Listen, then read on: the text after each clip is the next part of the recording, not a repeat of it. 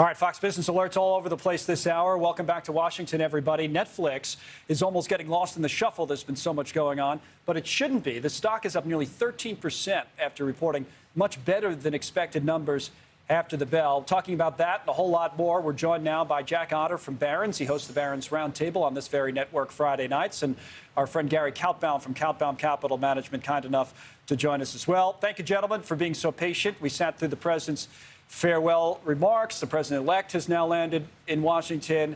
And no matter who's president or who's talking, Gary Kaltbaum, the stock market keeps going up. Of course, Netflix has been a big part of that story throughout.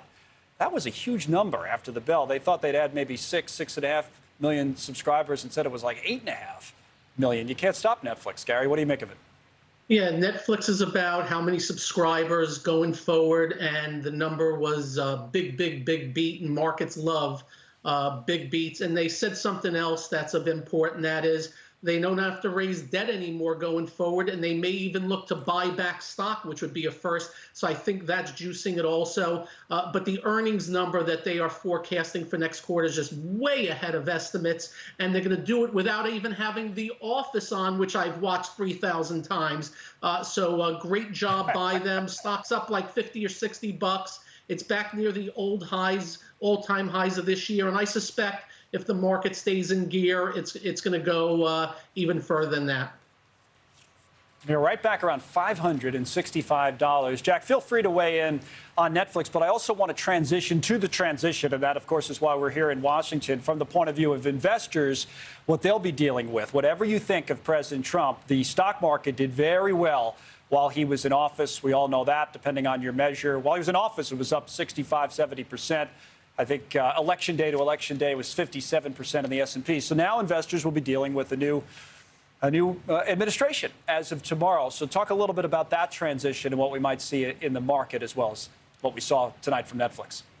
Sure. So just briefly on Netflix, if you figure 7 months into a pandemic, I thought, if you haven't already signed up for Netflix, who's left? Well, 8.5 million people, which is really incredible. You have to think that subscriber growth is going to slow, because I'll say the same thing, a quarter later. At this point, if you haven't signed up for Netflix, who are those people going to be?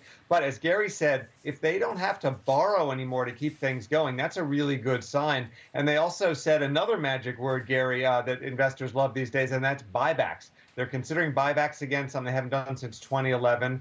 And Netflix is one of those great, big, popular tech stocks that doesn't have controversy right now, like the platform companies do, even Google and Apple.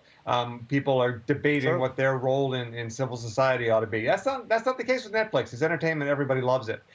As for the stock market, my biggest concern, Connell, is that we are now, if you forget about that big dip we saw in March, because obviously that was dramatic. But, we're right back on that same path that we've really been on for 11 years with one ugly cyclical bear. And stock valuations now are really, really high by just about any measure. So that concerns me. It makes no difference who's president, what the policies are. The best measure of future stock performance is current valuations. Obama got his start with very low valuations. That was a big benefit to him. Yes. They went up and up. They kept on going up and up during Trump. One of these days, that's going to change. One valuation that hasn't gone up, though, are these cheap, unpopular value stocks. Whether it's industrials and airlines and others that have been hurt by the pandemic, or just stocks that weren't very sexy and didn't get much love when tech was all the rage. I think there will be somewhat of a rotation. There already has been a rotation into those names. As that continues, money might leave the Netflix and the FANG, Microsoft and Alphabet. I had to step on you, Jack. I'm sorry. And Gary as well, just because we're coming up on the top of the hour, and it's been such a busy one here in Washington. We'll have plenty of time over the next 4 years to talk about it.